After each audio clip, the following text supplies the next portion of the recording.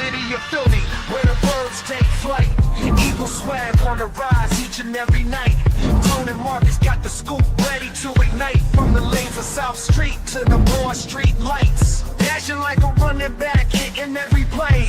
Blind guys in the zone, never led astray. Talking touchdowns, talking game day. Huddle around the mic, hear what they gotta say.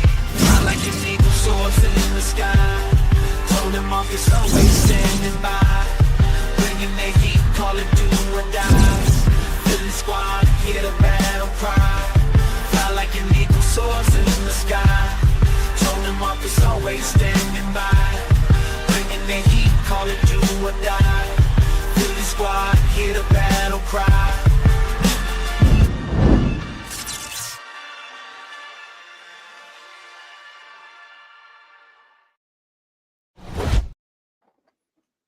There we go. What's going on, Tone? My guy. I feel good, man. It's funny. We were talking offline briefly, and I haven't posted any content since my post game show after the Thursday night ass whooping that the Eagles suffered from, right? And I think for me, obviously, this is my job. I love doing this. I love making content, but also I'm extremely passionate about the Eagles. And sometimes I wish I wasn't as passionate about these guys. Sometimes I wish I cared less about these dudes. And the reality is that's not my reality. My reality is I really have entrenched emotions when it comes to this team. When it comes to my home city of Philadelphia, I have deep-seated emotions when it comes to this team. So I had to take a few days off. Well, if you want some help in that regard, just watch the Sixers. It also didn't help that the Phillies did what they did. That didn't help either. Yeah, you know what I mean. Yeah, we had a double dose, man. We had a double dose. Yeah, but, and it did help that it was my wife's birthday weekend. So that gave me a great distraction. Yeah, man. That definitely helped. I was able to unplug and really just, enjoy her, over the weekend and celebrate her over the weekend. So, I'm back. I'm rejuvenated. We're in full effect. You know what I mean? Time for it's a new week. Week 6 is in the dust. We're going to recap that, by the way, you guys. But again, as always, I'm excited to be here with you, my friend. Always excited to be here with you. Yeah, man. Took a minute. You had to take that punch in the mouth and then kind of make sure, your lip ain't numb no more. Yeah. All that kind of stuff. You had to make sure it was all good. But I had to go back to my corner, man. I had to go back to my cut, man. All right. It happens like that, man. Everybody get a turn. I went back to Markus. I went back to the corner. I was talking to my coach. I said, what you seeing? So I see 3 of them. Hit the one in the middle. I see 3 of them. Man, listen. But like we were saying earlier, man, like I watched the tape. And I'm not as down as I guess everybody else is, in my opinion. A lot of this is hype. And Philadelphia sports radio is guilty as more than almost anybody, because they take the slightest thing and they go to the nth degree with it. Now, the problem is that some of the criticisms are valid. They just don't have to take it that far, and then now you on the national stage, the topic of conversation is, could AJ Brown possibly be traded? And it's like, y'all not paying attention. I saw that. I don't know if this was fake or not. It looked like a fake story to me, but somebody put Diana Rossini's name on it. And it was talking about if the passing game would something to the effect of, let me see if I can find it. The passing game, are you talking about like benching like Hurts and putting in Tanner McKee like that? No, this was about AJ, people trying to trade for AJ. Okay. This was that. And I was like, nah. I was like, that's the BS. Like, I called it out, and I put her name on it. because it was addressed to her. Let me see if I can find it. But I was like, that's that BS right there. This is it right here. Let me see if I can. To your point though about just the whole. Okay, you found it. Let's see what it is. There we go. So, and it's one of these reports, and when I see stuff like this, I'm looking at it like anybody could have put this out. Yeah. I can create this in Photoshop in 5 minutes and make it look you know real what I mean? professional. So it says AJ Brown and Devontae Smith have expressed frustrations with their roles in the Eagles offense. Okay. Multiple sources tell Diana Rossini. Right now for the Eagles, it's run, Jalen Hurts off schedule, pass, tush push. It says some other stuff. And I was like, that's some bullshit right there. I said, because if you watch the last couple games, it has been not that. Criticism as we haven't run the ball enough. So I was like, I'm calling BS. I'm willing to argue the past two games. BS on that. I'm willing to argue the past 2 games, AJ and Smitty's targets and their usage in offense has been at its highest. It's been on season. Correct. But that's why I even say it. I was like, that's that bullshit right there. Now they're losing. Not sure who vetted this article, but I was like, if you watch the game, you know that's not the criticism that anybody's talking about. So that's correct. That's a fake article in my view. You said something though that was pretty key to me, right? You said it's not that the criticisms are invalid, it's how far people are taking it. And exactly. I think that's kind of what Seth Joyner was alluding to when he was on WIP the other day. Yes. Or was it yesterday? I can't quite remember. But he was on WIP sometime this week. Matter of fact, it was yesterday. And he essentially said, look, like you said, right? Rough patches happen. It's a long season. Long season. You know, are the concerns fair for this Eagles offense? Sure. Are concerns reasonable? Is it reasonable to have concerns about Jalen Hurts? Yeah, it's reasonable, right? And I'm paraphrasing, but he said, for the way this young man has been discussed and treated in this city by the media in particular is disgusting. Yep. And quite frankly, when you look around the league, there's nobody who's elite. There's nobody who's figured it out, so to speak. There's nobody who's completely dominant, you know.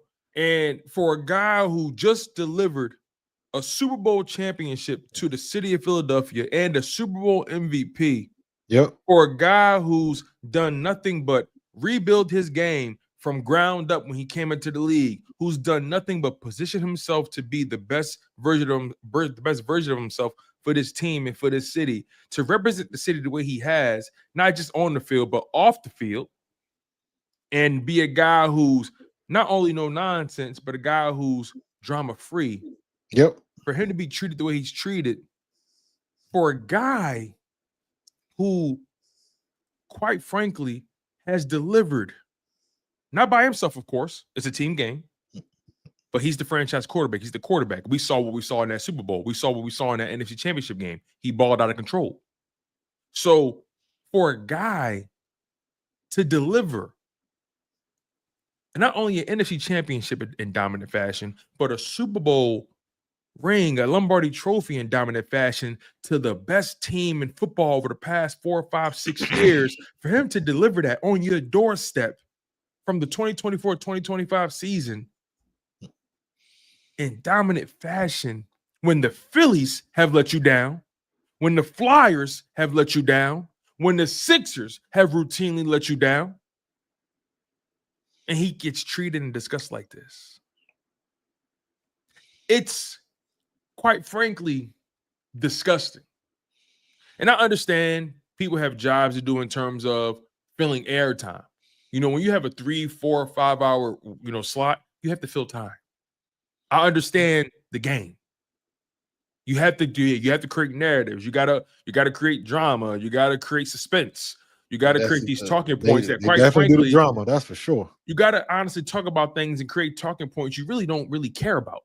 That's why I love what we do here and what we built on our own. Because when you build your own platform, you don't have to be beholden to what someone above you says in regards to how you deliver the message. You don't have to talk about things that don't matter. You don't have to create narratives that frankly don't exist.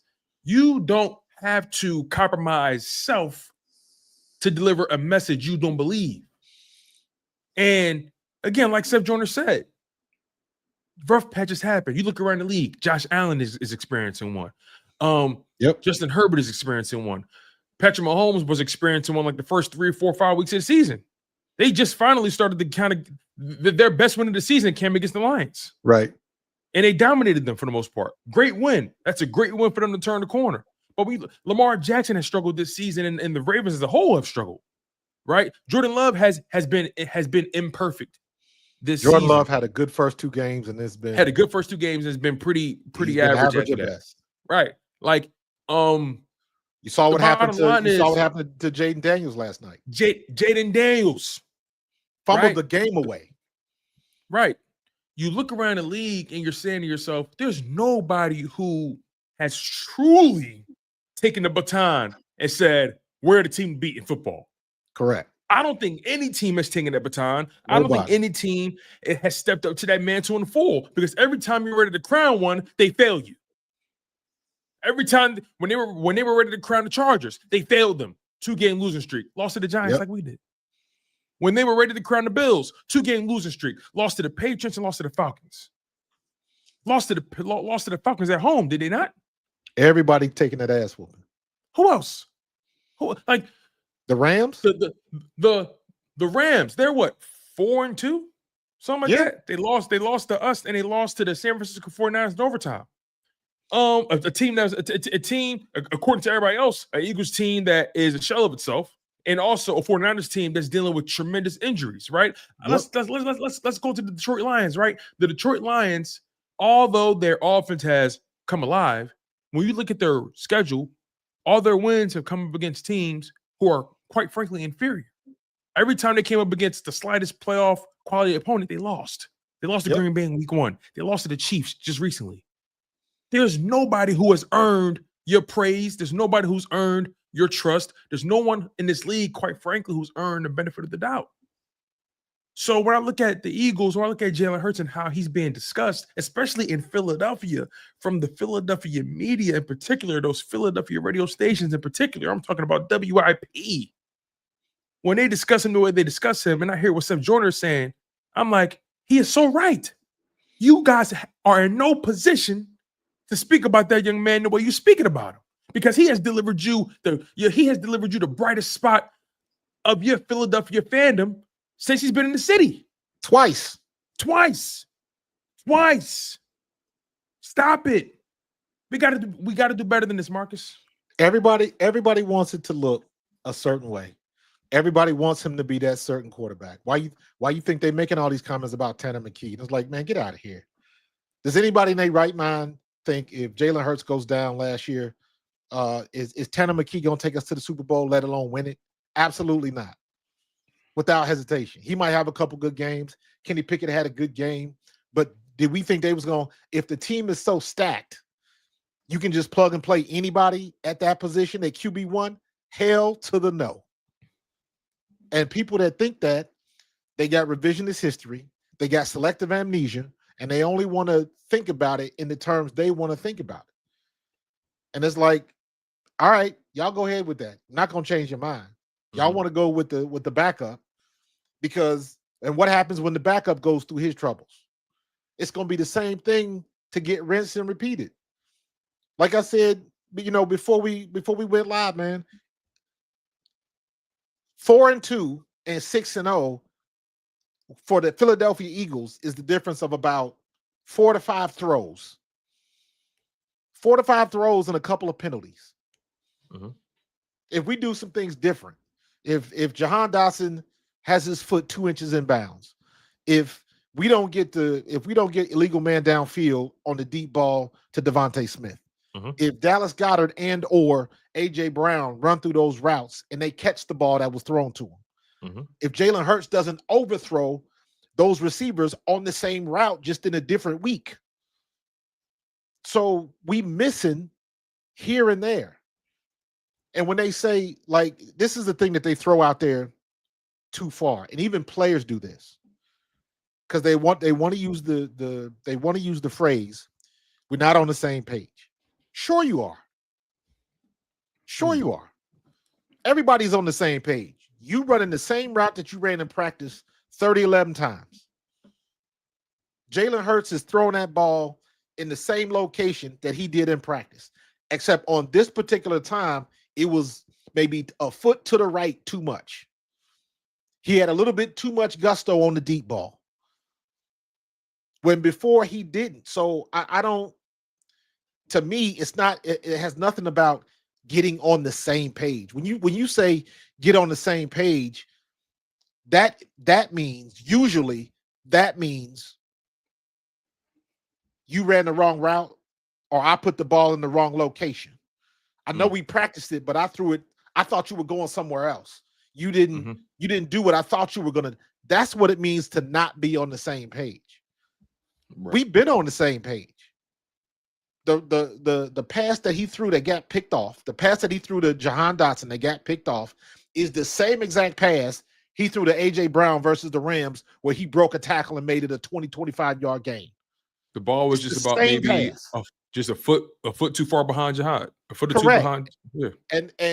And if you watch that play, every time we run that play successfully, if you watch that play, because I know what everybody says, AJ was wide open going across the middle of the field, and he was. The problem is when we run that play, Jalen is getting the ball out of his hands quick. He's not looking at a second or a third progression.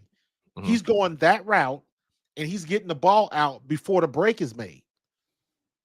That particular pass on that pick, he threw the ball way too far inside. If he throws it to the outside between the man and the boundaries like he normally does, that is a catch, at the worst, an incomplete. There's no way that gets picked. What do you say to those who may say, okay, sure, he was supposed to go there with the ball. That's what they routinely do.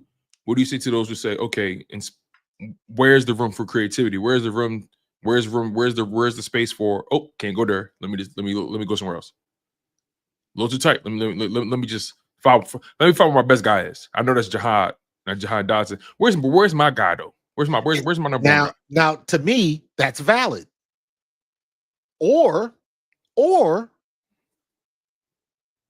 if AJ Brown is in the slot when he's usually at X, maybe he's the decoy. Maybe you're thinking like they're following AJ everywhere. So let's get the attention to the middle and we can go back to the left. Maybe they're thinking something like that. That's not out of the realm of possibility. Because if we've been zone matching AJ Brown all year, all the teams are doing it because that's the best measure of success against them. You keep doing what works. So wherever he goes on the field, you put some people on him, you follow him around, whatever you want to do, make sure you got a man on AJ Brown. That could happen. Or maybe Jalen Hurts was just locked in that route because every time we throw that pattern, we usually complete it. He made his mind up. He made his mind up. He didn't even look at the other progressions. He didn't. He stared down Jihaad, honestly. And let's keep it real. The play that AJ Brown, when he broke that tackle, he was covered. That was AJ being a great receiver. He was covered. Yeah. You know, we've been hearing a lot of, it seems like since these two losses, right? It seems like I've seen people try to give Kevin Patullo more grace.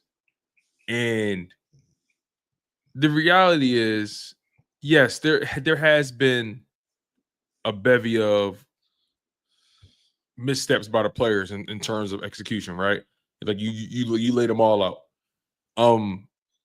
But it still doesn't excuse how predictable Kevin Patullo has become with this offense. I mean, I know people aren't in love with Sirianni's concepts, but play calling it's a feel thing, right? Yeah. It's having your pulse on the game. It's having the pulse of what your opponent may be thinking when it comes to what you're thinking. And it just seems like they're predictable at the same down and distance. Baldy broke down back-to-back third down plays for I them. saw it. And they ran the exact same play. They probably mirrored it a little bit. Like, it was the exact same play. And the routes weren't even that extensive. I think 2 guys ran D, 2 guys ran comeback routes. It was just no creativity. Correct. It was just no. Not once have I seen us catch a defense off guard. Exactly. The last time we caught the defenses off guard was second half of the Rams game. Tush push. Oh, well, that one, yeah. That too. Again, I'm not trying to like. I think Jalen Hurts was spectacular in the first half of the Giants game. Obviously, things went south, but he was spectacular in the first half. He was spectacular in the first half of the Bucs game. Things kind of soured there.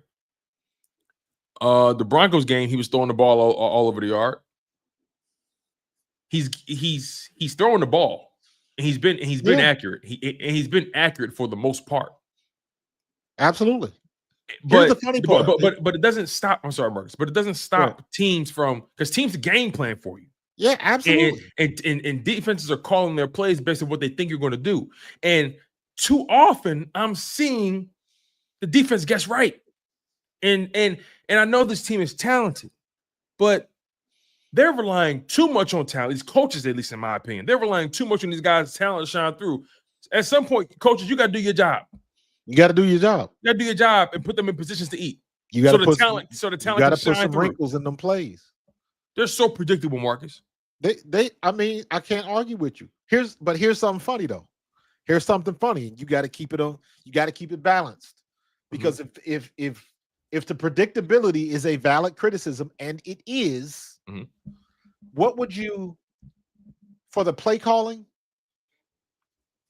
if you were to give it a letter grade versus the Giants, what would you give it? Kevin Patullo's play calling against the Giants, what grade would you give it? Was it an F?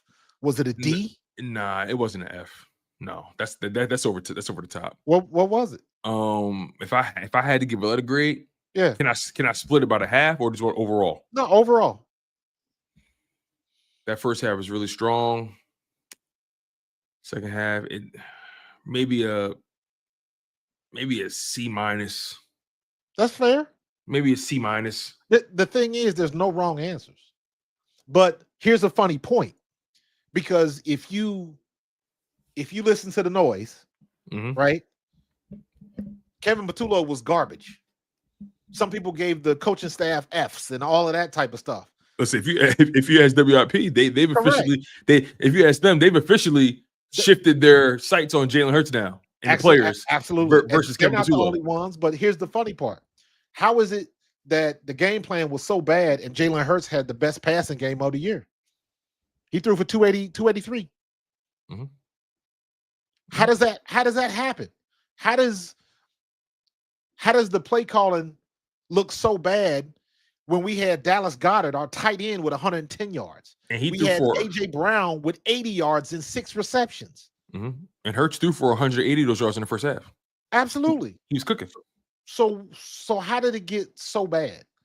So I say that to say that yes, it's not as good as we want it to be, but it's damn sure not as bad as people say. Not even close. Yeah. This ain't Tennessee. This ain't Cleveland. You know what I'm saying? So we are still in a good spot. We got a ton of football to play. A ton of football to play. And I'm looking at the rest of the league in terms of standings, right? I'm looking at the standings right now.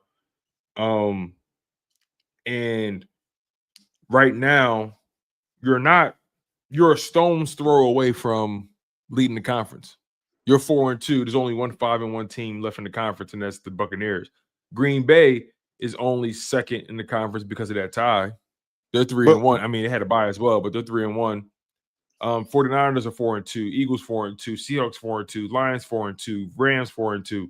Then you get to the 3-2 teams: Falcons, Vikings, Bears. Then you get to the 3-3 team: Panthers, Commanders. Then you get to the 2-3 team: Dallas Cowboys, 2-4. I'm sorry, 2-3-1 Dallas Cowboys, 2-4 Cardinals, which is hilarious. You still got the 2-4 Giants, and the 1-5 Saints. I mean, listen, at the end of the day, like you said, there's a ton of football left. I'm looking at the AFC. You got the 5-1 Colts, the 4-1 Steelers, the 4-2 Chargers, 4-2 Patriots, 4-2 Bills, 4-2 Jags. There are more 4-2 teams in this league than anything else.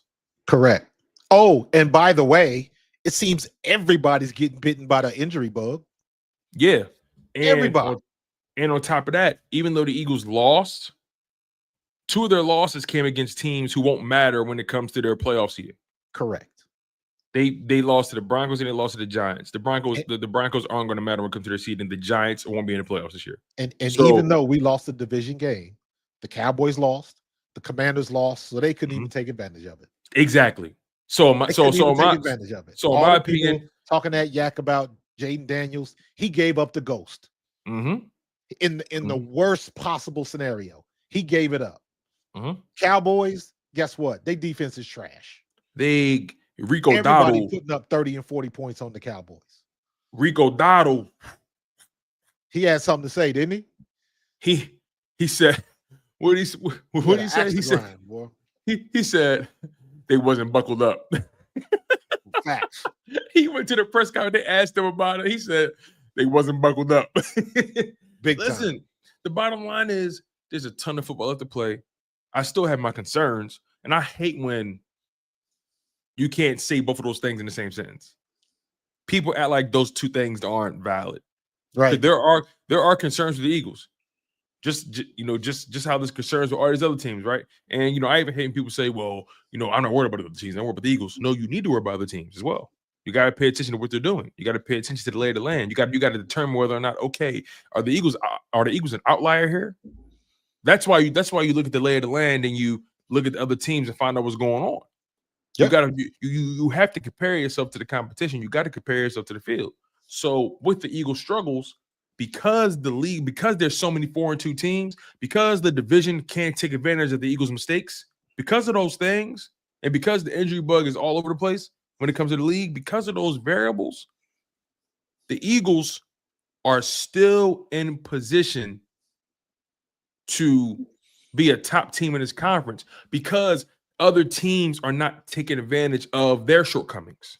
Right. And teams aren't capitalizing on opportunities that they earn or that's been being presented to them. So again, it's a marathon, not a sprint, right? So if the 17-game season is a 17-lap race, okay, maybe the Eagles aren't necessarily in the lead anymore, but they are not far behind 1, 2, and 3. Correct. In terms of record. Correct. And it's just like relax, I want to address this with my man Cyrus Singletary. This head coach and his friends need to be fired and removed from this team before our season is over because they both don't have a clue how to run a team, and offensively they have to go. Cyrus, I disagree wholeheartedly, because if you watch tape and you watch the team and what we've done, the problem, if I'm going to give it a percentage, the problem is about 15% the game plan, the offensive game plan, because we are predictable. It's about another 10 to 15% with Jalen Hurts. He needs to hit the open guys. Point, period, end of paragraph. It doesn't happen a lot, but when it does happen, it's in pivotal situations. Yeah. So that's about 10 to 15%. So let's just say the coaches and the quarterback is 30%. The other 70% of this problem is our offensive line. Yes. Our offensive line is hurt. Cam Jurgens is hurt. Landon Dickerson is hurt. And the backups are just backups. Tyler Steen, he's solid. He's having some good plays and some bad plays. But overall, he's doing a decent enough job. So I ain't got a problem with Tyler Steen. He's not as dominant as Mekhi Becton, but he's correct. He's solid. But it is what it is. He's solid. Toth, on the other hand, is a problem. Yes. Yo. Toth is a problem. He got beat with the same stunt twice and gave up a sack. Bruh, I'm watching the game. And remember what I said a couple weeks ago, when you watch the get off, when the ball is snapped, is our offensive line going forward or is the defense moving us backwards? And when specifically our center and our left guard, most plays, they are moving backwards. I've seen a couple of plays where before Saquon even gets the ball in his hands, be it a handoff or a pitch, they are already a yard to 2 yards in the backfield. So the guard and center are not getting it done. That is the problem. That is the problem right there. I'm willing to argue the Eagles' biggest problem, like you said, the offensive line, right? I'm willing to argue, like, and this goes with what you're saying. Of course, it's not in contrary to what you're saying, but their biggest problem isn't even the passing game. If you ask me, I agree. It's the running game. They don't have a running game, and we don't have a running game because you don't have an offensive line who's been consistent. The offensive line. And when Saquon started that Giants game off the way he did, I was like, oh, okay, all right, this is gonna be a long day for them. Then we got away from it. You got away from it. Got away from it. You didn't impose your will. Like there was, you know what I sensed? Even though they passed for a lot of yards in that first half, you know what I sensed? I sensed impatience from the coordinator. Yeah. Because you were running the ball strong. And you got down early. And granted, you threw yourself back into the game and you threw yourself back into a lead. Fair enough. You got the job done. But you abandoned the running game. You ultimately abandoned it when they couldn't stop you. Right. They really couldn't stop you consistently. So now here's a big criticism I have for Kevin Patullo. And this is just what I learned, how I grew up when I was playing football, high school, college, into the pros, all of that. If your running game is not working, you still got to pass the ball. But there's got to be a situation where you still have to attempt to run the ball. What do you do when the run game is not working? You go screens. You throw the screens. You throw the middle screen. You throw the screen to the side in the flats. You have the running back chip off that edge, turn to the outside, and screen them. Mahomes did that at least 2 or 3 times the other night. And it's like, that should not be hard to figure out. If they're not getting the block, what do? You suck them in. You suck the defensive line in, and then you tip the ball right over his head. I will take Saquon Barkley one-on-one with a linebacker in 5 yards of space. I will take that gamble. I will take the gamble of pitching Saquon Barkley outside and letting him get 3 to 4 yards around the corner, because at some point in time, somebody's going to make a mistake and we're going to break one. I will gamble that. That's my biggest criticism. You already know how I feel about running the ball outside and running the ball out of gun. But if you got to continue to run the ball and the offensive line is not really doing a good enough job, then you got to go screen, because what the screen does is it lets the defense through, and it forces to take them out of the play. Getting close to the quarterback negates what a defensive tackle is going to do if you drop a screen pass 3 yards past the line of scrimmage. Get the ball to Saquon as soon as humanly possible, and it's not a handoff. You can do that, but we don't have it in the repertoire, or the plays aren't being called for that to happen. Before we transition to the defense, because there's some big problems on that side now. Lane Johnson. Lane Johnson likes to, he tries to keep it as professional as possible, and he always is a pro, but he flat out said we're predictable. Simple as that. He did.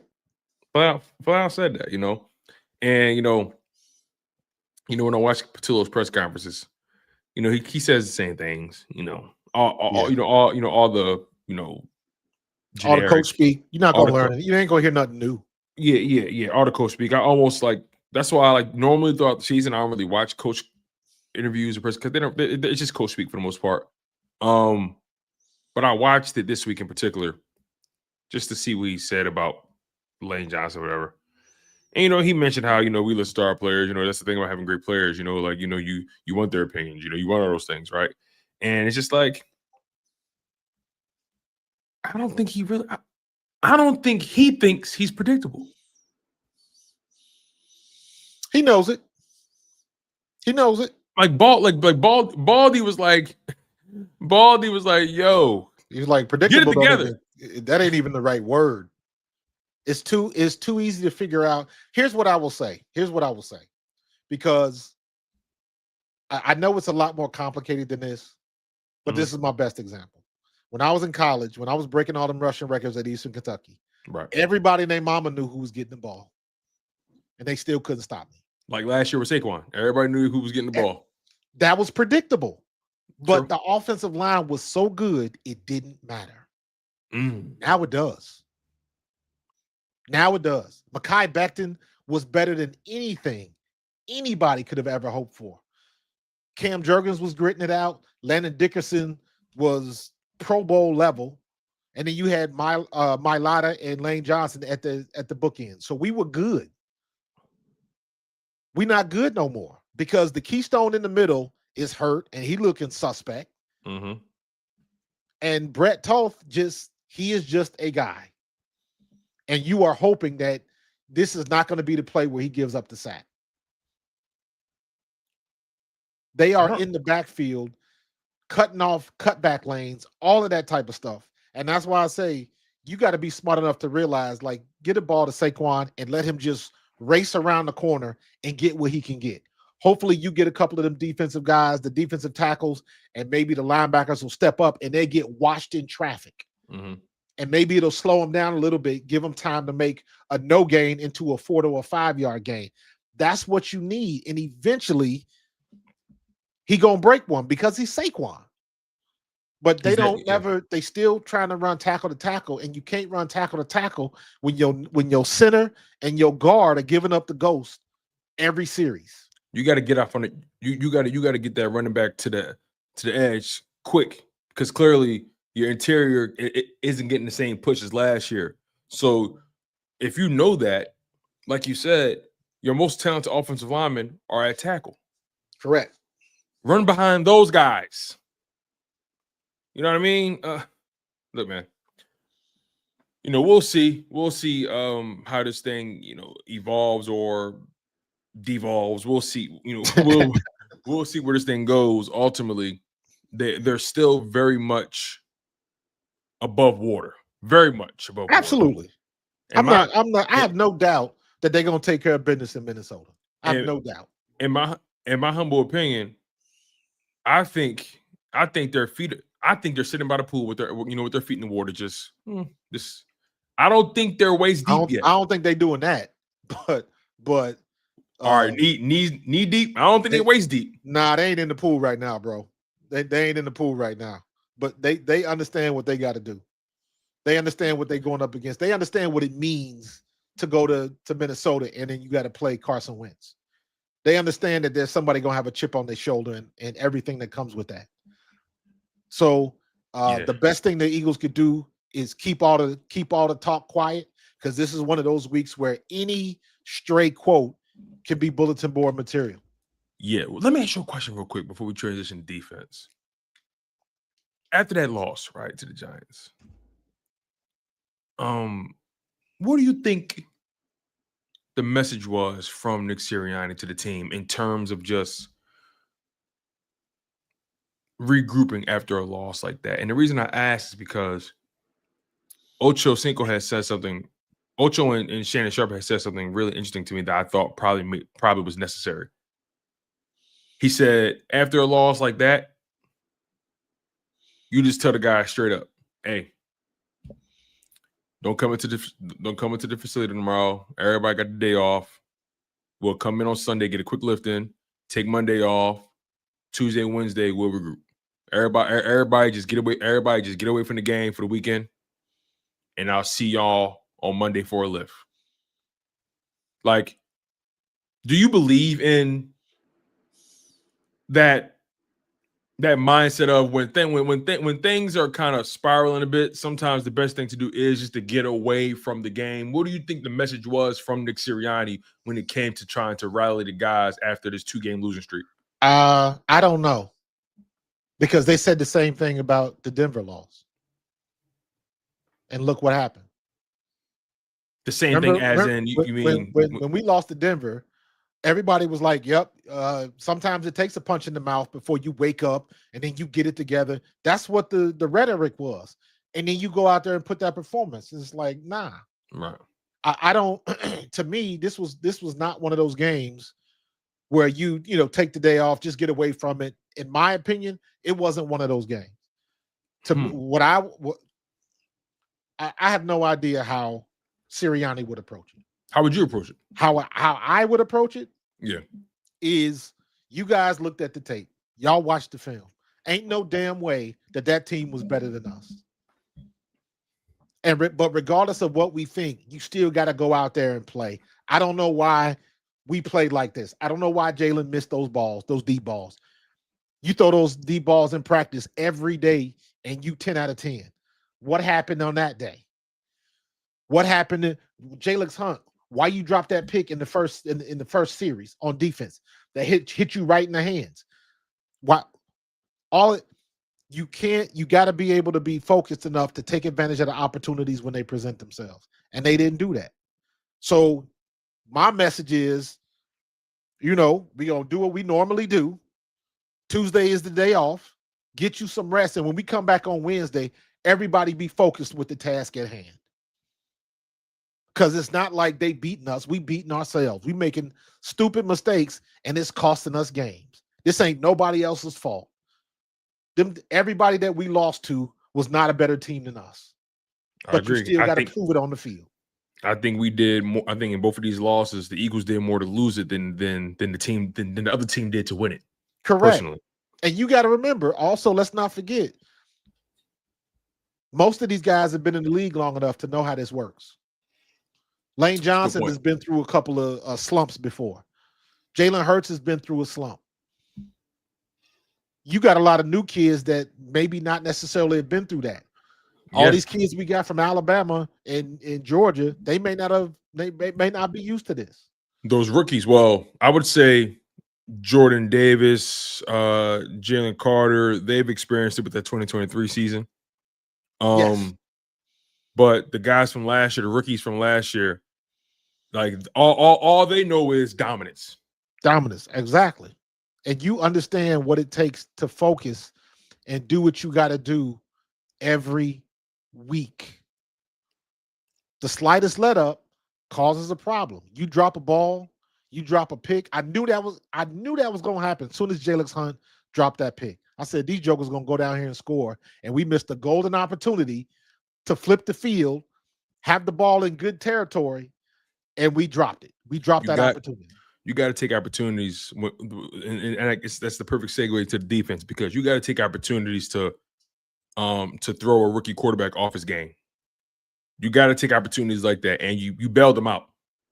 You bailed them out. Go back and look at that. I wish there was a stat about defenses and dropped interceptions and how it correlates to a score on that same drive, or keep the stat. Okay, keep the stat. What they would have to consider what would be considered a drop, not a pass breakup. You had to have both hands on the ball, so it's got to be some type of prerequisite on what a drop actually is. But I guess that would determine the degree of difficulty in terms of the catch, correct. Right? But at the end of the day, you can put your eyes on it and you can tell. Mm-hmm. I agree. It's like, damn, if you would have had that, and then sure enough, because you don't get it, then they get the first down, then they get the big play, then they in the red zone, and then they score. And it's like, we had a chance to stop it, nip it in the bud right there. Nip it in the bud right there. And the only thing you do in a situation like that is give that quarterback confidence. If he throws a pick in the first series and we score, and he's a rookie, that kid's in the shell for the rest of the game. I agree 100%. But because you dropped it, you gave him a relief moment. Gave him a free pass. And that brings us right to the defense. I mean, it's the sad thing about that defensive performance. It was more so about one. It was more so about one player than it was the entire defense, if you ask me. I know that's unfair. It is. It's very unfair. I admit that. I wear that. But when I think about the scoring drives, in particular in the first half, or just in crucial moments, every scoring drive that led to a touchdown for the Giants in that first half was a product of Kelee a botched third down by Kelee Ringo. Yes. However, Zach Bond, you my captain. You got to make that tackle. You make that tackle, he don't score. Man, he was an island. That's a tough one. That's a tough tackle. I mean, he's all pro. We got to get, when the pocket is closing, get your hands on the quarterback. If he doesn't escape the pocket, he doesn't score. I agree 100%. There were too many times where he was just pirouetting in the pocket. That was a 14-point swing. I'm like, y'all let him turn his back on the line of scrimmage one too many times. That's a 14-point swing. And you watching that on tape, Zach Bond got to be like, ugh. They don't have a pass rush. The only way they can generate pressure is if they're sending Bond or Jihaad Campbell coming downhill. They can't. They have no edge rusher presence whatsoever. And honestly, losing Zadarius Smith to retirement does not help the equation. Tone is not. But here's the thing, though. Here's the thing. As bad as the defense played, if they make those crucial plays at those particular times, it's a different conclusion. Because I felt like they were winning first and second down all day. They allowed the Giants to have their best third down night all season. Yeah. The Giants were like 70% on third down, 80% on third down. It was something they haven't done since God knows how long. Right. And you take those 14 points off the board. And then you could talk to the cows come home about Kelee Ringo. He was so bad, bro. Because I remember saying that when we played Dallas. Dallas showed the blueprint on how to attack the defense. As long as Kelee Ringo's on the field, anybody worth their salt is going to go after him. You can put motion, shift, everything you want to do. What you do is you put your best receiver, have him end up on Kelee Ringo and run him to death. And that's what everybody's been doing. It's not hard to figure out. If I'm watching film, I'm going at him every time he's in the game. I'm watching the TV copy, and I'm sitting next to my wife, and I'm like, babe, watch number 7. If it ain't number 7, watch number 8. And Adoree Jackson didn't have the same kind of game Kelee had. Man, Adoree Jackson made a business Adoree can't tackle. On the goal line, he made yes, he did. Yes, he did. But I'm telling my wife, I said, just watch number 7. I said, third down, watch number 7. If he's on the field, watch the quarterback look directly his way. Every single time Jackson Dart found number 7, threw it his way, and was so willing to live with the results because he knew how bad he was. He moved the sticks. He was so willing to live with the results. And until we get somebody in that spot, they're going to keep doing the same exact thing. And I don't blame them. Run it till they stop it. Mm-hmm. So we gave 2 teams 2 signature wins in back-to-back weeks.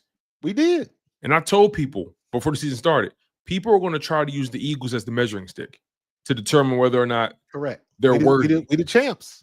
They're going to continue to use the Eagles as we gave the Broncos confidence to believe, oh, maybe we can win it all. we gave the Giants confidence, hey, maybe we can have a winning season. You know what I mean? Like that defense really, that was the worst game they played since Vic Fangio been there. Yeah. That was the worst game they played since Vic Fangio been there. The closest game I could probably put on them is maybe the Tampa game from last year. So, and here's what I want to know.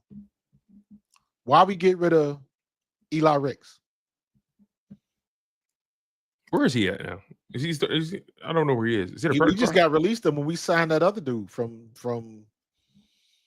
what's the name? We just signed another DB. You talking about Perry Nickerson? No, not Perry Nickerson. Ambry Thomas, Tariq Castro Fields, Brandon Johnson. I'm looking at the guys now. Let me see. Didn't we just sign somebody? I know Perry Nickerson is on the team right now. He wasn't at first. But did we just sign somebody to practice squad? We cut Eli Ricks and we signed this dude. Tariq Castro Fields. Yeah, Tariq Castro Fields. Yeah, he was on the whatchamacallit, he was there in training camp. Right. But I guess I'm going back to the original question is why we cut Eli Ricks? Yeah, man. And Vic Fangio was quick to go right back to Adoree Jackson. He was. All it took him was 2 drives. He saw 2 drives with Kelee out there and put Adoree back on the field. Then all of a sudden, Quinyon gets hurt, and that brings us to another point. Correct. Quinyon Mitchell, he's not guaranteed to play this week, by the way. No, and I don't think he should. I don't think he will. He's not 100%. Nope. Let him heal up. We got too much football to play, and we are far from the bottom falling out of this team. And I still think that regardless of how we finish, we are going to make the playoffs. That's when it matters. I don't give a damn how we get there. As long as we get there. Because once you get there, everybody's slate is clean. And you start from square one. Whether we're the leaders in the clubhouse or if we're the team that nobody wants to play in the playoffs. Because we're the hard out. However you want to look at it. Long as you get there. We got too much football to play. So we got to get on defense. You got the depth of the edge. That's the problem. Obviously, for Zadarius Smith, obviously there's more to come with this story as to why he just up and cut and run. Yeah, I'm gonna be honest. Something's not sitting right with me about that. Nah, to me, it had to be a trade request. Had to be. Because it makes no sense. He was happy here. At least that's what you thought from all the interviews he did. He wasn't scared of the media. He wasn't being shy or anything like that. He talked so much. He was so candid about what he had left. Exactly. That's stuff to me. He was so candid about that. He was paying dividends. He was paying dividends. And the only leverage somebody like that has is somebody wanted him in a trade request. And Howie was like, hey, are you willing to do this? And he was like, nope. But when you get to his age, and at this point in his career, you won't feel like moving? Again, he just got here. Right. You went from Cleveland to Detroit to Philadelphia. You don't feel like moving. I don't know what his personals are. I know he with the girl. What's her name? Cash Doll. Is she a rapper or something? Yeah, she is. I am not familiar at all. I'm very familiar. I'm old, bro. But in any case, I'm not. I don't know if he got kids or nothing like that. Yeah, he does. But when you get to that point, man, you don't feel like packing everything up and moving to another city. You don't want to do that. Mm-hmm. So that's what I think it was. That's a lot of people are saying, well, he didn't think that the Eagles was going to make the playoffs or they're contenders. And I was like, who the hell? Why would you think that in week 6? That makes absolutely no sense. So I don't buy that for a minute. I think it had to be some type of trade proposition that came down the pipe and he didn't want to be a part of it. That's the only recourse. That's the only recourse somebody in his position has. Because at the end of the day, if he didn't want to quit, Howie could trade him. That's the bad part of being on a 1-year contract or whatever. You want your money? You want your paper? And he was like, I got enough money. I'm good. And he bounced. Yeah. It's definitely a fishy situation. And also, I'm looking at this whole defense, and I'm saying to myself, okay, Quinyon doesn't play this week, right? What's the best combination? You lose Zadarius Smith, Quinyon may not play this week. What's the best combination of players they can put out there defensively, right? Obviously, Jalen Carter. I think Carter's going to play this week. But obviously, Jalen Carter and Jordan Davis, right? I think Ty Robinson snaps are going to go up. You're going to see more Ojomo, obviously. You're going to see J-Lex Hunt. You're going to see Josh Uche. You're going to see Azeez Ojulari, right? You're going to see Patrick Johnson just because that's who they have left. But then you get to the DB room. Obviously, Reed is going to play. He was banged up a little bit, but he's going to play this week, I'm sure. You're going to see Andrew Makuba. Then we get to the corners. Is this a week where we see Mac McWilliams make his debut at nickel? I hope. Either him or Perry Nickerson. One of the two. Because there's no way Vic Fangio can even allow himself. With what we just saw, there's no way Fangio in his right mind, in his very astute football-laden mind, there's no way he can justify putting both Kelee Ringo and Adoree Jackson out there. There's no way. And Char, at the same time. Char, I disagree. I do not want CJ Garner Johnson to move him to nickel. I don't want that at all. So, and we're definitely going to cover that CJ thing because that's a funny situation as well. You have to put Cooper DeJean out there, Adoree Jackson, Matt McWilliams in the middle. You have to. That's Ringo cannot see the field again. Maybe you get in a situation where Adoree Jackson plays better, and for whatever reason, but Kelee Ringo, he's had enough time to figure it out, and he's another guy. He's just a guy. You cannot put him on the field again. It would be malpractice at the highest level to put him on the field again by choice. This is a results-based business, and the results that he's given is not good for business. Marcus, he was getting cooked by number 4 and number 3 receivers. Yes. Cooked. Who the hell was Lil Jordan Humphrey? Cooked and flipped, bro. He sound like he got his own sitcom on Nickelodeon. Welcome to the Lil Jordan Humphrey show. Like what? Yeah, it was bad, man. It was very bad. It was very bad.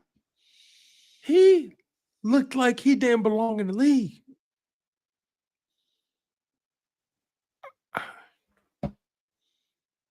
I'm concerned about that young man, Marcus. I would think going forward, the only reason he's on the field is if we have to. We don't have no other choice, and that was what it was last week. We didn't have no other choice because Quinyon went down. He had to play. Dog.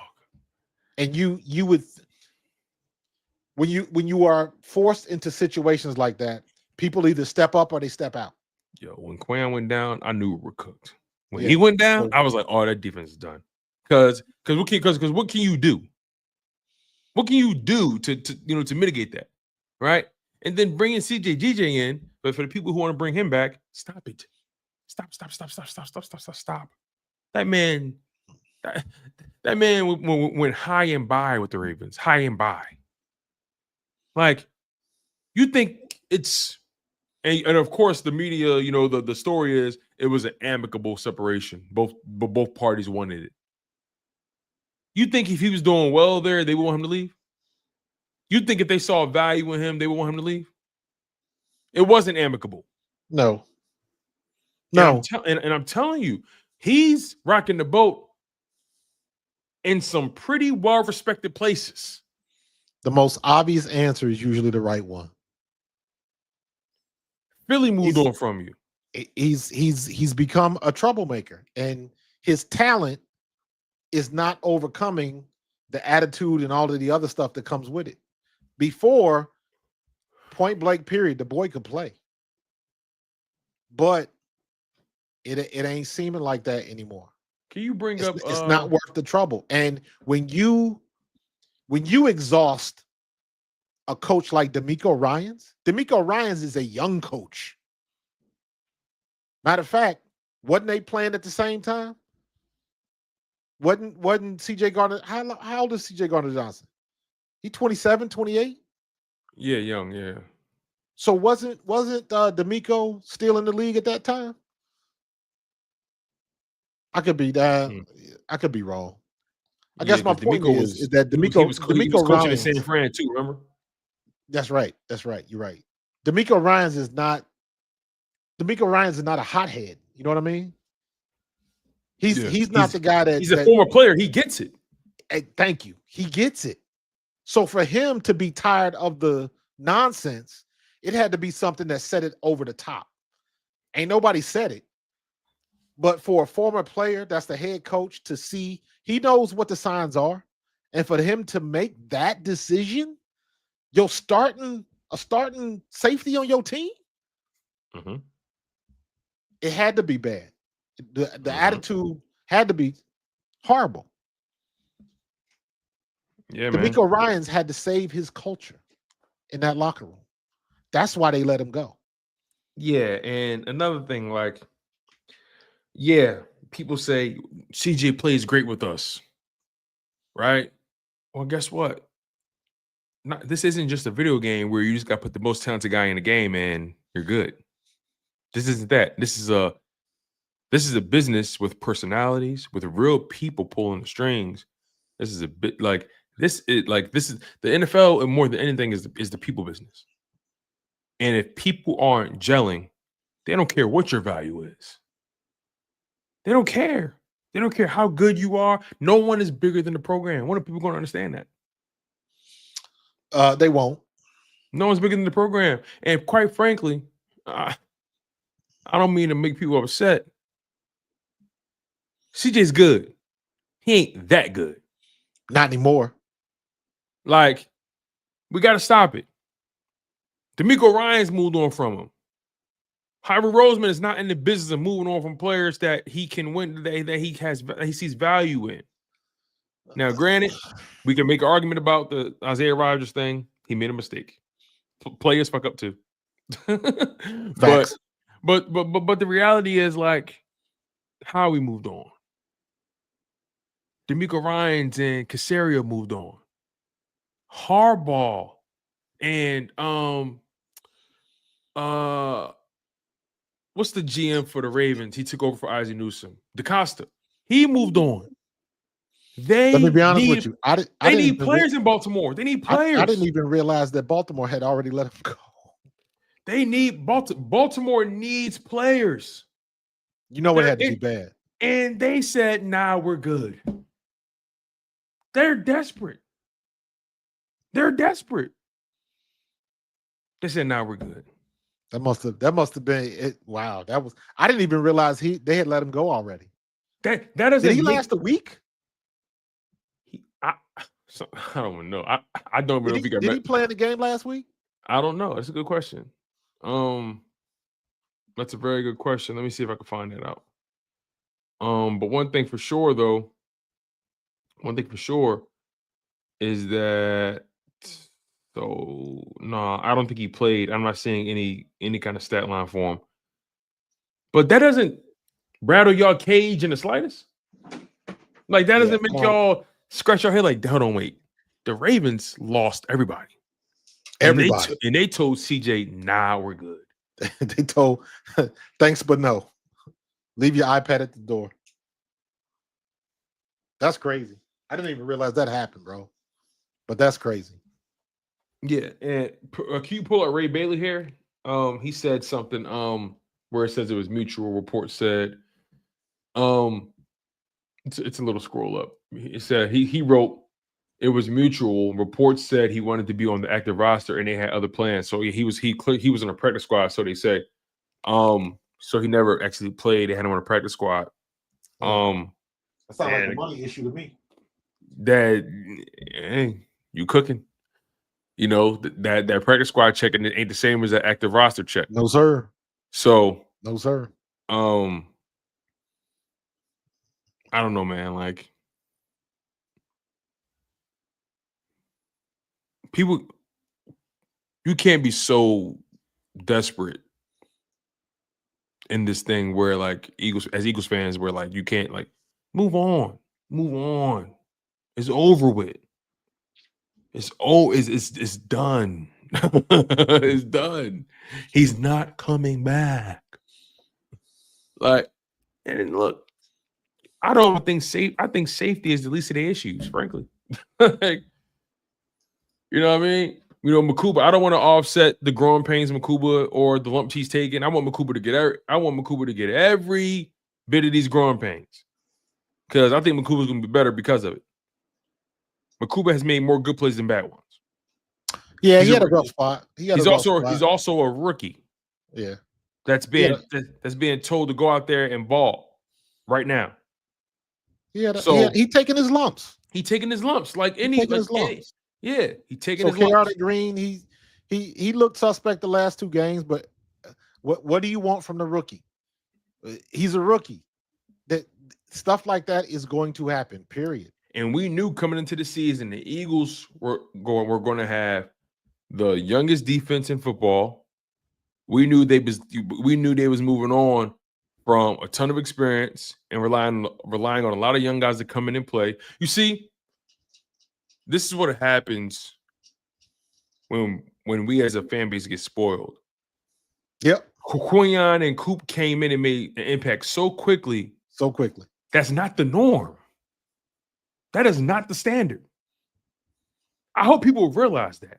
And you know it was going to have to kind of reach an altitude and kind of level off. They wasn't going to just keep making play after play after play. Sometimes you're going to get got, especially in this league.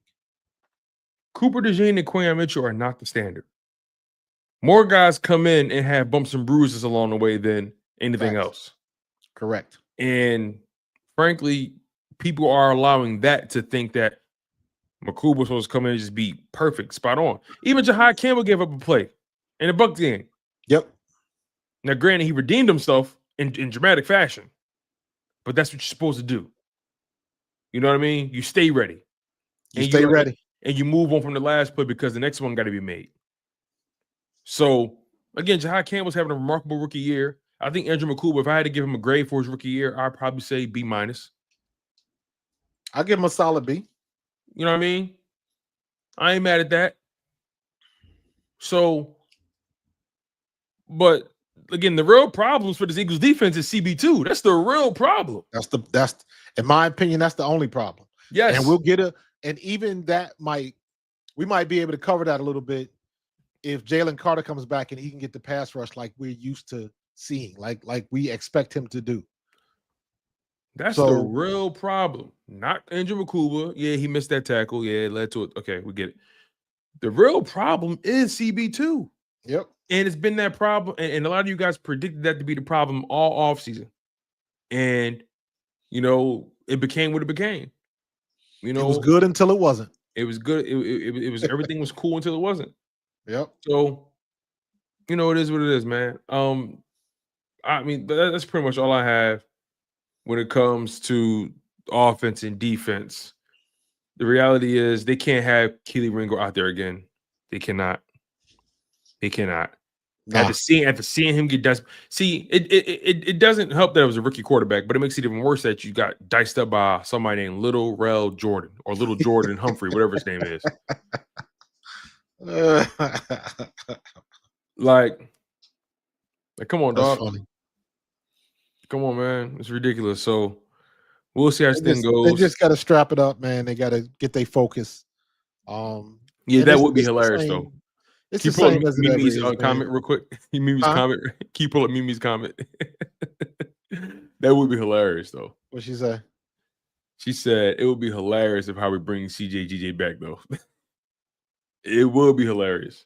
I'd be cracking I don't think that would be funny because I don't know if she's being rhetorical because I'm being rhetorical. I mean, not rhetorical. Sarcastic. I'm being sarcastic. Right, but think about it like this. Like play this all the way out.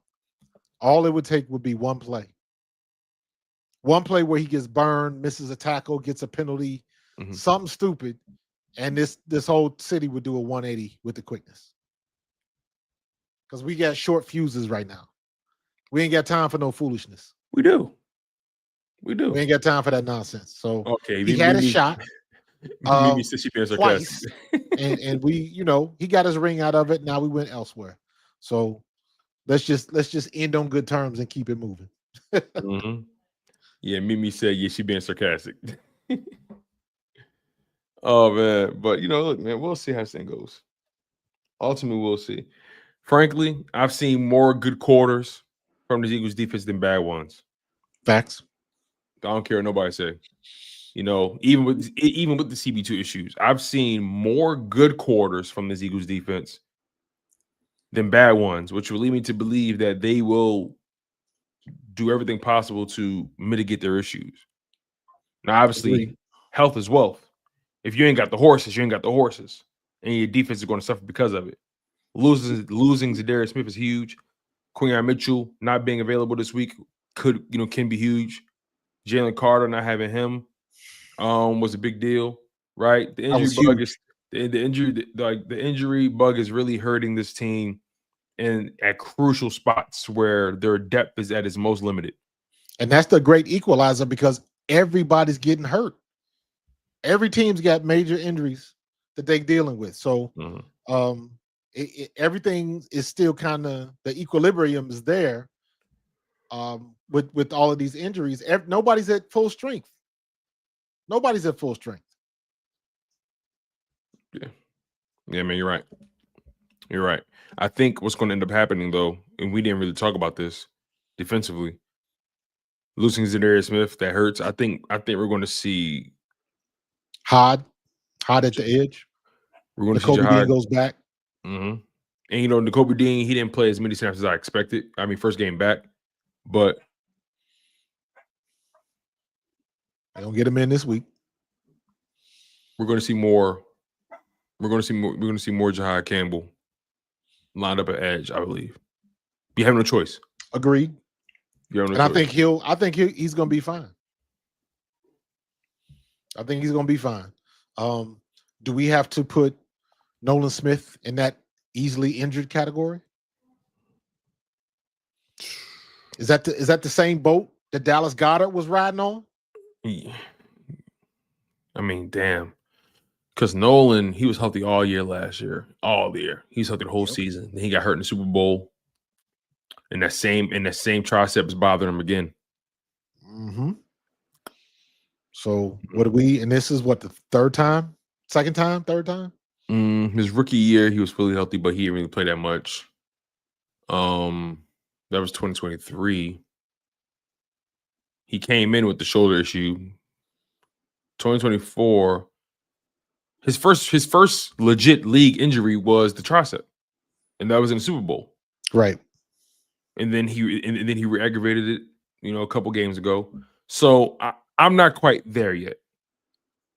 If he lands on IR at any point between, if he lands on IR again between now and next season, then I'm ready to put it on. Right. But That's first fair. time landing on IR in his career, he's in his third season. It's a re-aggravated tricep from the Super Bowl that he, was a factor in. I'm not ready to put that on him quite yet. If he lands on IR again though, between now and sometime next season, yeah, for sure. All right, let's transition to our picks from week 6 and recap our decisions, because there was a lot of upsets that I didn't anticipate, and I was so close to picking the Panthers to win that game. I'm done letting you veer me off on the Panthers. I'm telling you, the Panthers are slippery. Don't blame it on me. That is not my fault. In my heart, I'm like, I got the feeling the Panthers are going to find a way to win this. But then I was like, can the Panthers score with them? Anyway, let's get to it, and then we'll close the show out. We appreciate you guys. Make sure you smash the like button. Make sure you guys are subscribed to the channel. I really do appreciate you guys. So subscribe to Pro Fan Talk. Subscribe to Chalk It Up Sports as well. Coach Marcus and myself, we're both doing phenomenal work, and we really do appreciate you guys for locking in the way you guys have. It means a lot to us. So, again, make sure you guys smash that like button. Make sure you guys are subscribed. We got a lot of people tuned in. The like button isn't matching the amount of people we got here. So make sure you guys do your due diligence, cover your bases, and smash that like button. Oh, all right. Let me give people a reminder. Hold on. Let me go full screen for this one. You went 10-5 this week? Yeah, I did. I didn't think I was going to do that. But let me say this. If you are watching us on mobile, on your phone, you got to go to that little spot down below where it says hype. So if you're on your mobile on YouTube, if you see where the videos are, you see that little list, home, videos, short. When you play a video, you'll see that same list where you could make a short out of a longer video. Those list of options right there. If you slide to the left, you'll see a button called hype. Mm-hmm. Hype up the videos. That's YouTube's new way of promoting content. Mm-hmm. So when you hype up a video, the algorithm sees that, and the more hype you get, the more it'll put the content out there. So if you're watching good call. yes, you gotta put the thumbs up. You already subscribe, but make sure you hit that hype button because now that matters. Yep. Facts, man. Hit the hype button, smash the like button, hit that hype button. Goes a long way, y'all. Goes a long way. All right, let's run through this. So obviously we got the Eagles-Giants game wrong. We got that one wrong. Broncos at Jets. Broncos won by the skin of their teeth. I can't believe we let this Bronco team beat us. I swear to God, yo. I cannot believe we let them beat us. It's water under the bridge, bro. Water under the bridge. Broncos barely put up 12 points against the Jets. They beat them 12-11. I've never seen a score like that in football in my life. That's a baseball score. That's a high scoring baseball score. Jeez. Broncos beat the Jets in London. Garrett Wilson and Aaron Glenn was going at it on the sideline. Just a hot mess. Hot mess. Aaron Glenn might not make it through the year. You think so? He just got there. Yeah, but I hope they keep him around at least 3 years. Let him make some changes and get things that he needs. That's what I'm saying. He just got there. Yeah, you know how they do, man. You know he's still cleaning up the cobwebs from the salad. Man, you know how it is with the ists and the isms. So I don't even think he's the biggest problem. He's not. Because Robert Saleh wasn't the problem. Yeah, you got rid of him with the quickness. Yeah, because Aaron Glenn is a well-respected dude. It don't matter. So, kind of like Todd Bowles, right? Todd Bowles wasn't the problem. And look at Todd Bowles in Tampa when he got some competent ownership, some competent general managing. Anyway, Cardinals at Colts. Colts won. Kyler Murray didn't play. Who knows when Kyler Murray will be back? Colts continue to impress. Continue to win. Indiana Jones. Now, yo, did you see what happened to Anthony Richardson? Yo, how does that happen in warm-ups? Not paying attention? Because them warm-up bands are rough. You get one of them high-tension bands, and it is basically like a big, thick rubber band. And I don't know if you've ever used one of them things, but I can see him taking out somebody's eye with that, let alone his own. But yeah, them bands are no joke. So I don't know if it was horseplay. I don't know if something snapped, whatever. But if you use one of those exercise bands and that thing pops and catches you in the eye, that's bad for business, bro. So we laughing at it, but anytime, think about this. The rubber band broke his orbital bone. That's nuts. He didn't get poked in the eye. It broke his eye. It broke his face. That's ridiculous. Ridiculous. I like what the Colts are doing, but they're giving if they don't win the conference, right? If they don't win the conference, they're giving maybe 2-round exit. There's something about those quarterbacks who somehow resurge their careers. You know what? And then when they get to the big one, like the game, they kind of revert back a little bit. You got to see what the plateau is looking like when you get there. You got to see what the landscape is once you get there. This is giving a little Sam Darnold-ish. Because what happens if the top teams are injured? What happens if some teams That's a good point. Quarterback? That's a good point. Because that's why you can. It's all about matchups. If they get the right matchup, if you get to the postseason, that's all that. Just get there, and then you look at the landscape again. So, the way like we said earlier, the way all these teams are playing, anybody can take the pot right now. Anybody, and it can look totally different in 4 weeks. Ridiculous. But Colts win, man. I like their team. I do. Chargers at Dolphins. Chargers win. Chargers finally bounce back. But here's what's that was a close game. Very close. But here's what's interesting though. The Dolphins are 1-5, right? But even beyond that, did you hear about the whole Tua stuff? Calling out players for being late and not showing up to meetings and all that kind of stuff. And then former players immediately came out and said, Tua ain't got no room to talk. I saw it.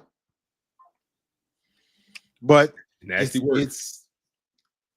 it's hard to gauge if that's somebody with sour grapes. True. Or they just don't like him. Yeah, and it's funny. I watched some of Tua's press conferences, right? You know, if one ever comes up, and not even trying to be funny, he's not very likable to me. Here's the thing, though. Here's the thing that people got to realize. Let's just take Tua at his word. Just do it hypothetically. Let's just assume that everything that Tua said is 100% true. Mm-hmm. And if that is the case, and people were skipping meetings and showing up late, and he didn't say something, what kind of look would that be? That would be even worse. Very, very good point.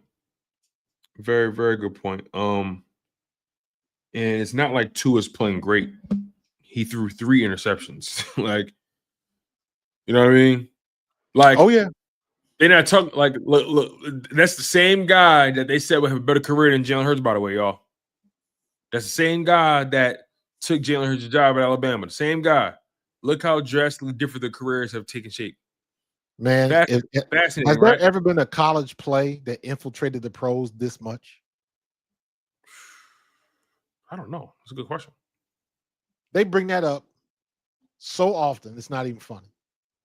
And anybody, once you're in the league, the first thing they tell you, the very first thing they tell you, hey man, don't bring all that college bullshit up here. Everybody good up here. I don't care what you did back then at Alabama, at Oklahoma. It don't matter. We all in the same place now. So for people to bring that up, and it don't matter. Yeah, it doesn't. All right. Patriots at Saints. Patriots win. Patriots are on a nice little run here. Indeed. I told you. I told you the Patriots can go on a nice win streak in here and really give like now the Bills, they have no room for error. The Patriots have a very friendly next few games. Yep. And the Bills, on the other hand, the Bills have coming up. They got Panthers, Chiefs, Dolphins, Buccaneers, Texans. So they should beat the Panthers. The Chiefs seem like they're figuring it out, so that's not a layup. They're getting people back. By then, they should have Rashee Rice. Dolphins, they should beat them. They're awful. Buccaneers, they can get caught. The Buccaneers can catch them. You know what I mean? Yeah. Texans, absolutely. The Texans, are they figuring it out slowly but sure? By then, will they have a better record and so on and so forth? Like, then they got Steelers. You know, like it's the Bills. Look, man, they got to tighten it up. They got to tighten up. And their quarterback has not been playing well the past 2 weeks. He's not been playing well. All right. Next up. Next here we have. Where are you? Browns at Steelers. Steelers win. Steelers win. The Dylan Gabriel game. I knew the Steelers was going to win that game. So, I mean, yeah, that wasn't even, you know. I mean, Shador has been elevated to QB2. Big whoop. Officially I give it about another. They got to give Dylan Gabriel at least 3 games to start. They have to. You're right. They have to. Dylan Gabriel, he threw 52 passes. Bro, 52 times. He dropped back 58 times. He got sacked 6 times. 52 passes, and you only threw for 220? Bro. He averaged 4.3 yards an attempt. Yo, and he put up a couple of hospital balls, bro. He was going across the middle, And I know his tight ends had to be pissed. I don't mean no harm, but he's too small. Yeah, he is. I think he is. I think he looks like he looks like a child out there. And the Cleveland Browns, and then mind you, this is somebody that played against Doug Flutie. I saw Doug Flutie play in person. I played against Doug Flutie, so I know sometimes the size, it ain't the size of the dog in the fight, it's the size of the fight in the dog. Mm-hmm. So I don't know if Dylan Gabriel got that. I ain't got a bigger sample size, but yeah, I've seen situations where size don't matter. But true. Give him 3 games, give him 2 more games. You gotta find out what he is. You gotta find out. Yeah, because I think their next game is somebody that ain't good. Let me see. Their next game is Dolphins. They're not. I think the Dolphins are gonna win that game. I think so too. And then they got Patriots, Jets, Ravens. Yeah, then he gonna get his ass kicked in. Patriots gonna kick his ass. I think the Jets get their first win of the season if they don't win by then. When do they play the Jets? November 9th. So that's what, 3 weeks? Yeah. The Jets game might be Shador's first start. Shador versus Justin Fields. Possible. All right. Next up, Cowboys at Panthers. Shout out to the Panthers, yo. Bryce Young. Shout out to Carolina's own. Shout out to them Panthers, man. Bro, he's a guy that I feel like is too small, but that running game, listen, you give Bryce Young a running game, he can do whatever he wants out there. He has a running game now. So, what a game, man. He beat them 30-27. Rico Dowdle, 239 yards from scrimmage. He went off. He had 183 rushing yards. He went off. It's ridiculous. Good for him. He turned it up all the way to the max. Yeah, he turned up big time. Seahawks at Jags. I thought the Jags would win this game. And we both were wrong. Jags came back down to earth. That and that's the thing about teams like that. They beat a team like the Chiefs, and look, the Chiefs aren't who we know them to be, but the Jags are still liable to fumble the bag. Yep. Like they haven't built up enough equity with themselves, with the fan base, with the NFL to be as consistent as they would like to be. Seahawks are 4-2, Jags are 4-2. A lot of 4-2 teams in this league, man. A lot. And as far as I'm concerned, like they always say, you're only as good as your record. Correct. So, all right. Rams at Ravens. Rams beat the Ravens, improving to 4-2 as well. Ravens fall to 1-5. They're not making the playoffs. No. I don't think they make the playoffs. But that just lets you know how important Lamar Jackson is. Yeah. Yeah, that is true. I mean, they were losing with him, but I feel you on that. He hides a lot of things. And he gives you a whole another dynamic on, at least if anything, you can score. They can't score. They can't score. If he plays in that Rams game, they probably win that game. I hope we don't ever have to find that out. Right. Facts.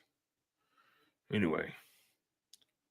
Rams win. They improve 4-2. Ravens fall to 1-5. Titans at Raiders. I was wrong about that one. I had the Titans winning, and the Raiders did what they did. Boy, the Titans are in a world of hurt right now. Yeah, they just fired their head coach. Yep. Everybody that was involved in that A.J. Brown trade is gone now, I believe. Was Brian Callahan there? I think he just took over last year. Was he on the staff? Front office, I think they're all gone. Yeah, front office wise, yes. Yeah. Yes. Front office, yes, you're right.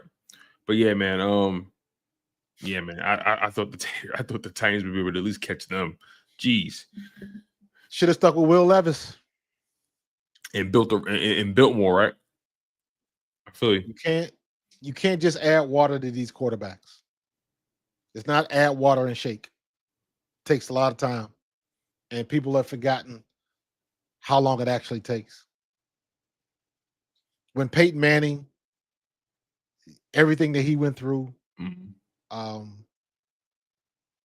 people just think that these quarterbacks just have it, and they don't. They really don't. They fooled everybody. Because you got people, Tone, that get paid damn good money to go on them scouting trips. They take so many notes, they got to put it on the internet. Because there's too much information out there. And they still get it wrong. They still get it wrong. Look at how many people look stupid for all of them Arch Manning takes. Yo, did you see him? I've been watching his games the past few weeks. He is overrated right now. He's overrated. He's all last name. Overrated he's not even good. He ain't even the best quarterback on his team right now. Yo, he is not that. Nope. He's not that at all. Like, yo, now could next year be different? Sure. Next year could be different, but I'm not giving him credit for that Red River win. Like, dog. I watched part of that game. He wasn't good. He hasn't been good. Yeah. All right. Bengals at Packers, no brainer. We already know. No brainer. Bengals gave him a little scare though. Bengals gave him a little scare. Scares don't count. Went into the fourth quarter only down 3 points. You know what I mean? little light at the end of the tunnel for my hometown. 49ers at Bucks. 49ers fall to 4-2. Buccaneers improved to 5-1. Buccaneers pretty much controlled that second half. They went into halftime. Score was 20-16, and then they lost Fred Warner.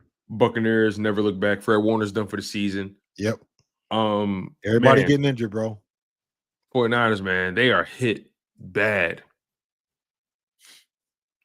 Lions at Chiefs. I thought the Lions would win this game. And lo and behold, they did not. Man, Dan Campbell should start getting criticized for all of his fourth down excursions because some of them are just unnecessary. But the score was 13-10 going into halftime, but then Chiefs just said, "Hold my beer." Hold my beer. All right, Bills at Falcons. This is the one I really didn't see coming. No.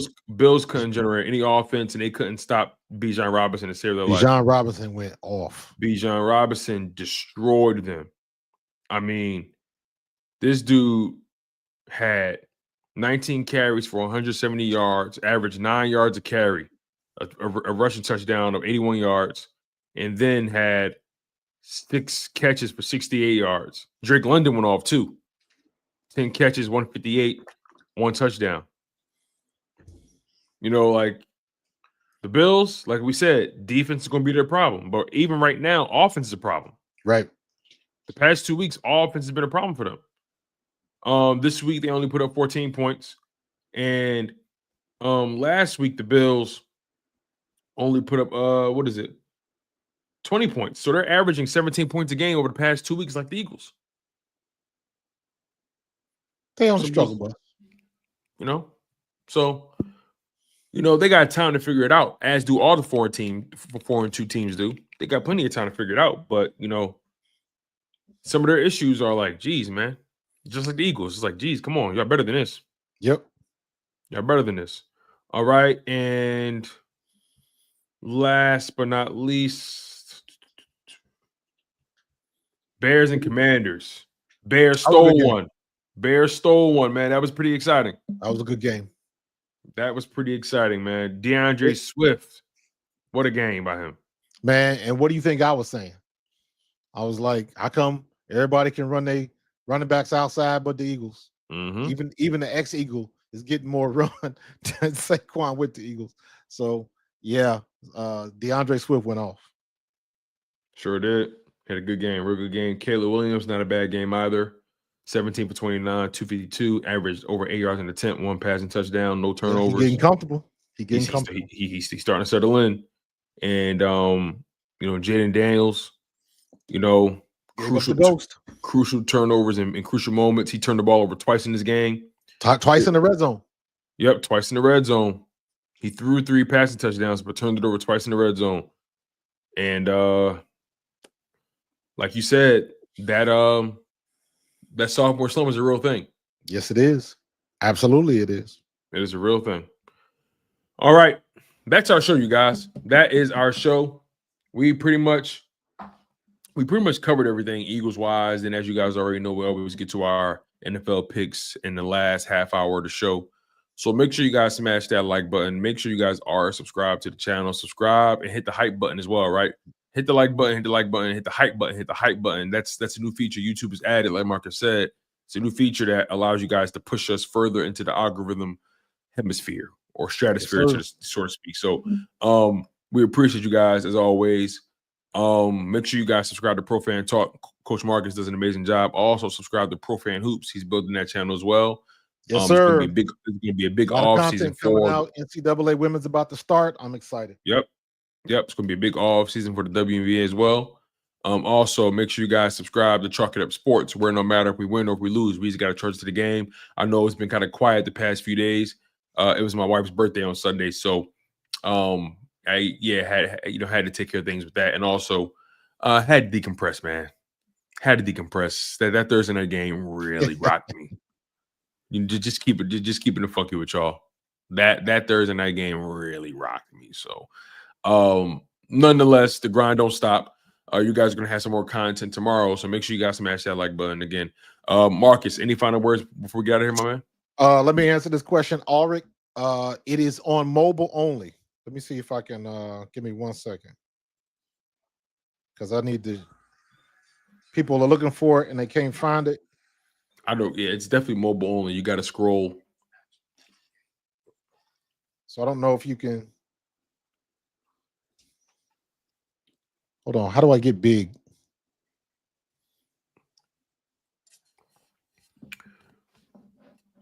How can I go big? I mean, you did it before. There it is. Yep. I don't know if you can see that. Yeah, it's kind of difficult, but if he peruses enough, he'll find it. Yeah, he'll find it if he peruses enough. So, try a little harder. You'll find it. You'll find it. It's on mobile. It's on that little menu at the bottom where you got share, ask, remix. You gotta get that list and slide it over to the left, and you'll see like a thanks, a download, and a hype. Hit that hype button. Yep, you'll find it. You'll find it, man. Just play it. Just fiddle with it. You'll find it. Yep. But yeah, man. That's the show. That's the show, man. Make sure you guys smash the like button, hit the hype button, subscribe to Chalk It Up Sports, subscribe to Pro Fan Talk. You guys have been tuned into the Bald Eagles podcast. We are going to see you guys again on Sunday, game day. Eagles versus the Vikings. Gosh darn Minnesota Vikings. And I'm telling you guys, we going up there to blow the Gallahorn. Kelee Ringo cannot see the field again. Your cornerbacks will be, if Quinyon Mitchell doesn't play, Cooper DeJean, Adoree Jackson, and Mac McWilliams in the slot. Listen, man. I'm putting my money on that. Or maybe Kobe Dean is back on the field. Jalen Carter's back on the field. Yep. Getting pressure on Carson Wentz. We're gonna make some things happen. So yep. I have supreme confidence that we will handle business in Minnesota. On that note, you guys, he's Markus Thomas. I'm Tony DeShields II. This has been the Bald Eagles podcast. And as always, fly Eagles fly. Go Birds.